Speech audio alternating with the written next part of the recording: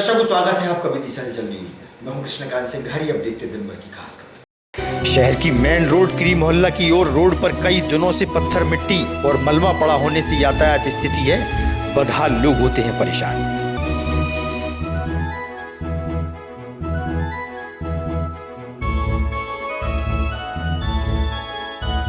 नगर में कई स्थानों पर रोड पर रहता आवारा मवेशियों का जमावड़ा। आवागमन में होती है वाहन चालकों को परेशानियां।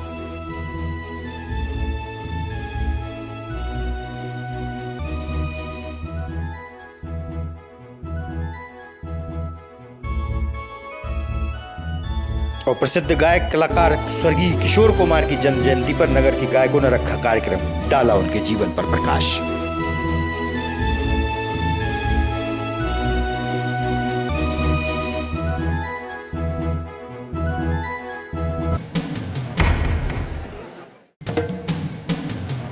अब खबर विस्तार से। मेन रोड क्री मोहल्ला मार्ग की ओर एक तो सकरी रोड पर ही पत्थर, मिट्टी और मलबा पड़ा हुआ है, जहां से आवागमन भारी संख्या में रहता है। कई दिनों से उक्त सड़क पर फैले मलबा और पत्थर के कारण वाहन चालकों को भारी परेशानियों का सामना करना पड़ता है, जहां पल पल में जाम लगने से और भी मुश्किलें बढ़ती हुई देखी जा सकती हैं।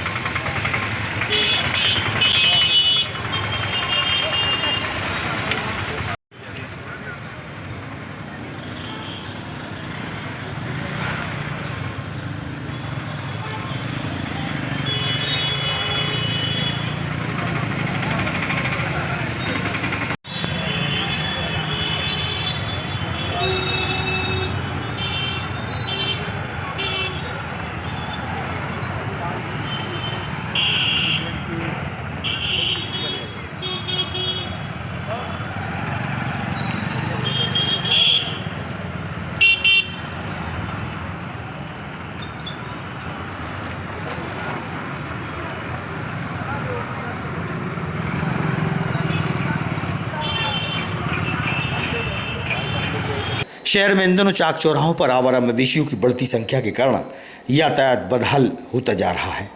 सड़क पर बैठे मवेशियों के चलते वाहन चालकों को भी परेशानियों का सामना करना पड़ता है।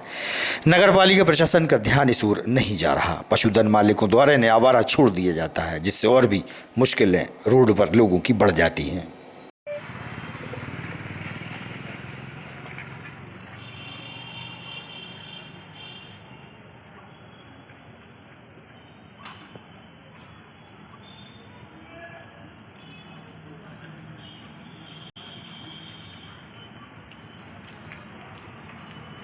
वो आएंगे, वो आसमान में डाल करते हैं।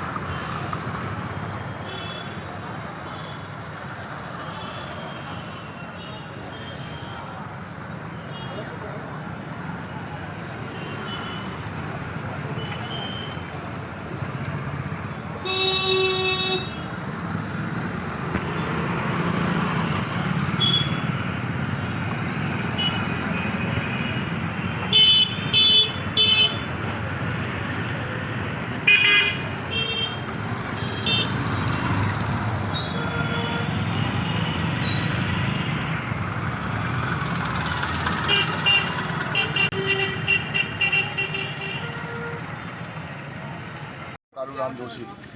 जो सड़कों पे आवारा गाय अब पशु घूमते हैं, इनके बारे में क्या कहना चाहेंगे आप? ये इनकी नगर पालिका की गलती है और हमारे प्रशासन की गलती है।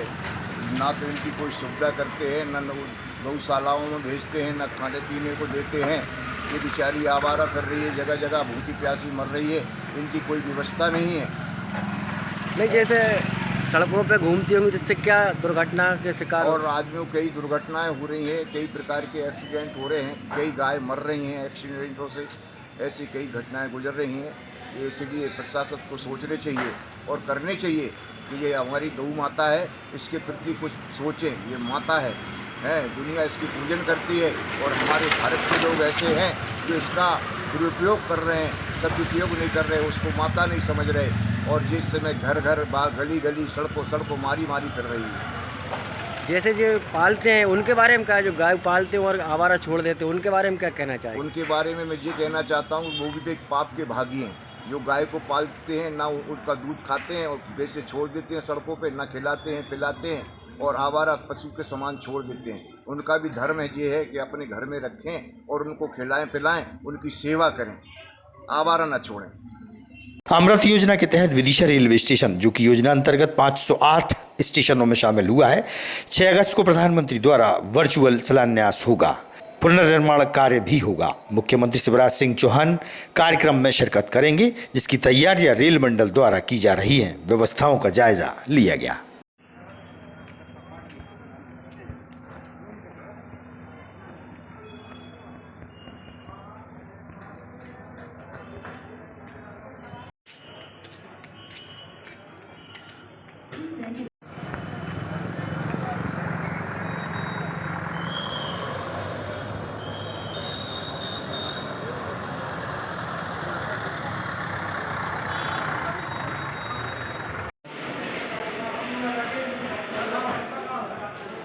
हेलो, चेतना आवाज आ रही? तुम भी बोलो आवाज है।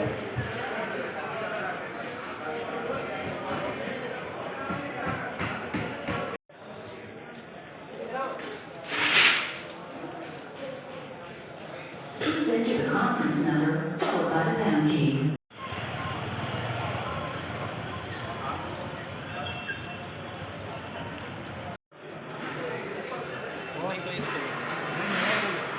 Please enter the conference number followed by the pound key.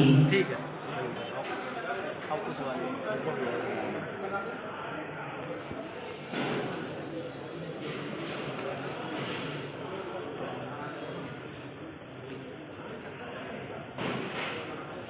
Please enter the conference number followed by the pound key.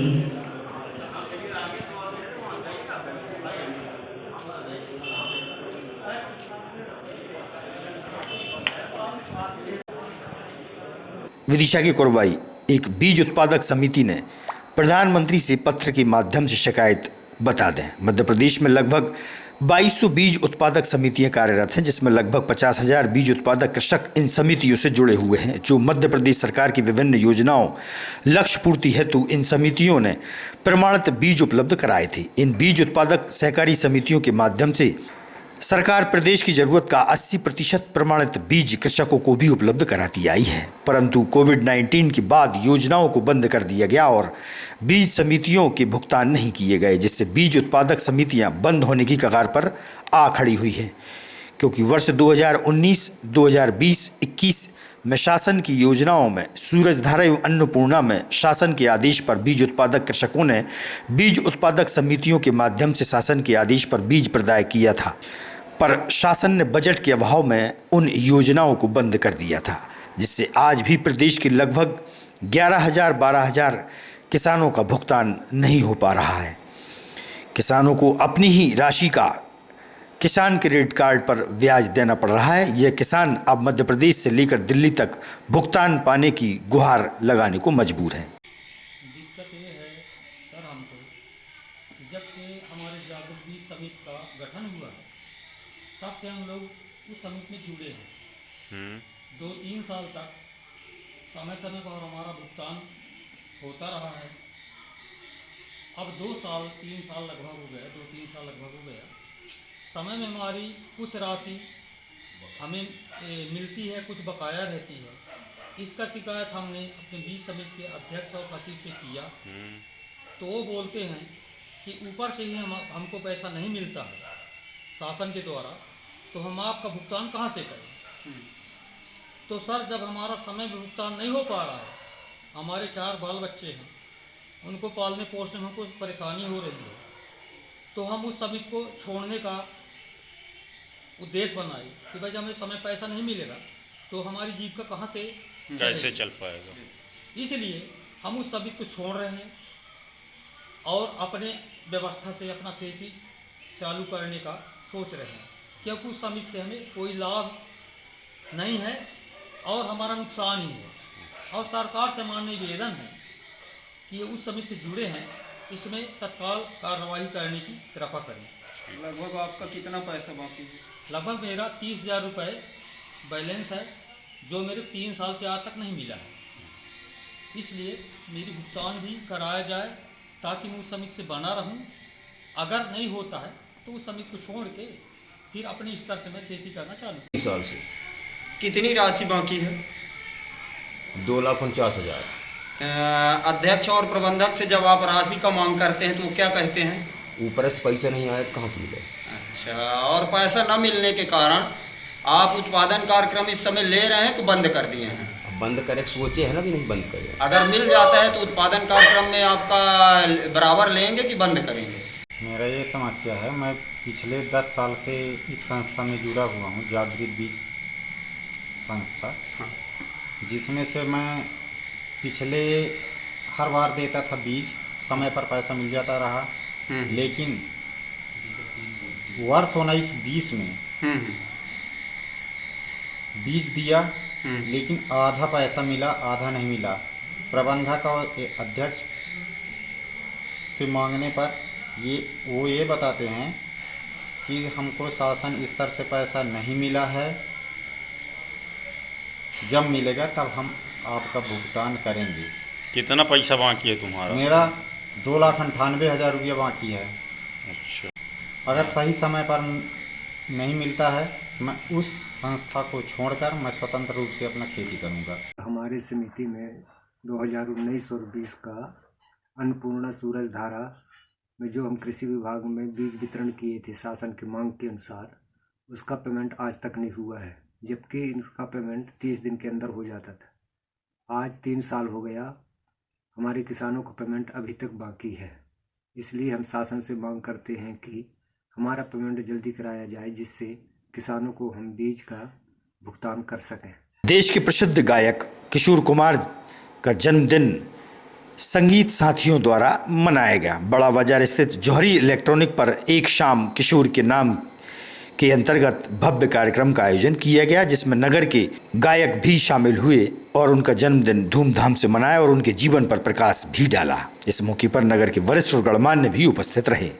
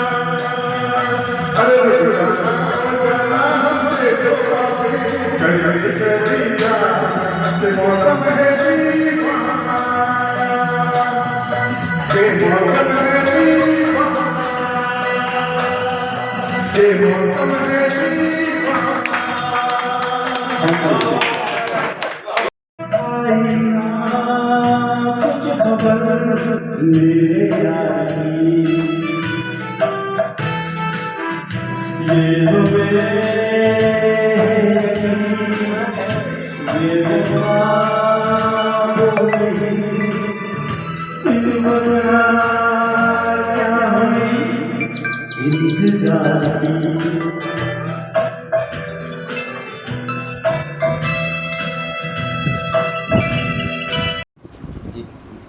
किसका जन्मदिन मना रहा? विदिशा के अंदर संगीत साथी परिवार जो म्यूजिकल ग्रुप है उसने श्री किशोर कुमार जी का जो 94 उनका जन्मदिन था, जोरी इलेक्ट्रॉनिक्स बड़े बाज़ार के अंदर सभी संगीत साथी परिवार के लोगों ने गीत के माध्यम से श्री किशोर कुमार जी को जन्मदिन की शुभकामनाएं दी और उन्हें नमन करा। और किशोर कुमार जी मध्य प्रदेश के खंडवा ज़िले के रहने वाले थे, इसलिए भी हमारा दायित्व बनता है कि मध्य प्रदेश के होने की वजह से हम सब लोग उनका जन्मदिन धूमधाम से मनाएं, जिन्होंने हम उनका नाम और मध्य प्रदेश का नाम पूरे भारत देश के अंदर गौरवान्वित किया। ऐसे संगीत सम्राट को हम सभी लोगों ने नमन किया और उन्हें मुबारकबाद और शुभकामनाएं प्रेरित की। गंजवासौदा तहसील से 17 किलोमीटर की दूरी पर स्थित पुरातत्व नगरी उदयपुर में प्राचीन नीलकंठेश्वर महादेव मंदिर स्थित है, जहां दूर दूर से भक्त महादेव के दर्शनों के लिए पहुंचते हैं। इसी उदयपुर पंचायत के मजरा टोला कहे जाने वाले पहाड़ी ग्राम खोखला में राकेश आदिवासी की मृत्यु हो जाने पर कमर तक भरे नाले में से ग्रामीणों ने अर्थी निकाली और बरसते पानी में बड़ी मुश्किल से टीन शेड के अभाव में अंतिम संस्कार किया गया। इससे पहले इसी तहसील की ग्राम पंचायत महागौर में भी टीन शेड के अभाव में ग्रामीणों ने चद्दर के माध्यम से अंतिम संस्कार किया था। आदिवासी बाहुल्य इस ग्राम की आबादी 300 के आसपास है। उदयपुर से 10 किलोमीटर की दूरी पर स्थित इस ग्राम के लोग सड़क, पानी, बिजली आदि बुनियादी सुविधाओं से वंचित हैं और इनको स्वास्थ्य, शिक्षा व अन्य कार्य के लिए भी पहाड़ी और नाले को पार करना पड़ता है कि टीन शेड के अभाव में अंतिम संस्कार करने के लिए वर्षाकाल में बारिश थमने का इंतजार करना पड़ता है।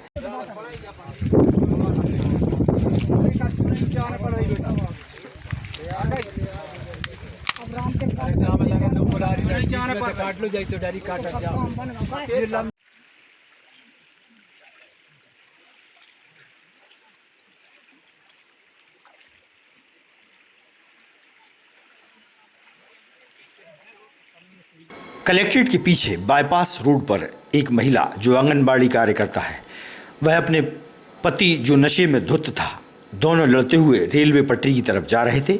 वहां से गुजर रहे कुछ लोगों ने उन्हें इस हालत में देखा और उन्हें रोका। तुरंत ही कोतवाली पुलिस को इस संदर्भ में सूचना दी गई। पुलिस ने मौके पर पहुंचकर दोनों पति पत्नी को अपने साथ वाहन में बैठाकर कोतवाली ले गई, जहां उनसे पूछताछ की जा रही है।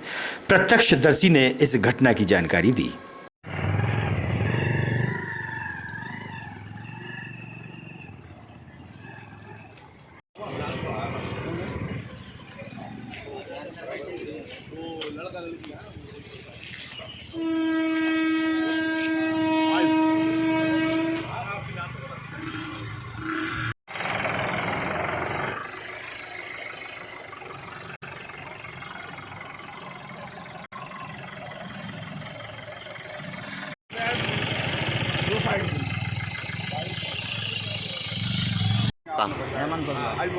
हेमंत कुशवाहा जी, यहाँ पे क्या घटना हुई थी और पुलिस आई मौके पर, क्या हुआ पूरी बात बताइए। यहाँ पे क्या ट्रक पे जा रहे थे वो कटने के लिए, सुसाइड करने के लिए। कौन कौन?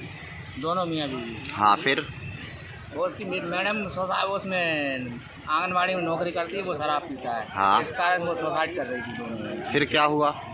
जब मौके पर पुलिस आ गई, पुलिस ने पकड़ा उसे, वो जहाँ पे उनको रिस्पेक्ट करा कि आप चलो थाने, आपका वो करवा देंगे, तोड़ पानी करवा देंगे, आपको समझाएंगे, लिखा पढ़ी करवाएंगे बाकायदा। इसके बाद वो गए ही नहीं। अच्छा। फिर इसके बाद लेडीज पुलिस को बुलवाया, इसके बाद गए वो लोग। कितनी उम्र होगी, क्या नाम है, कुछ पता है?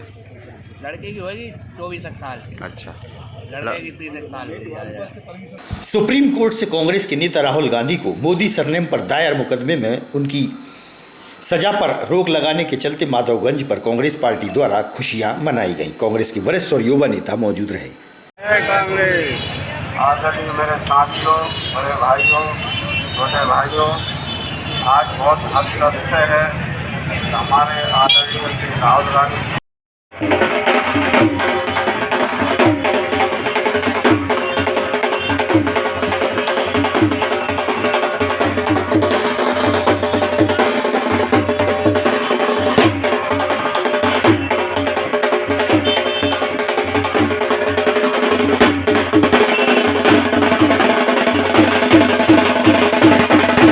ताजा तरीन खबरों से रहिएगा आप अपडेट, देखते रहिएगा विदिशा हलचल न्यूज़। हमें दीजिए इजाजत।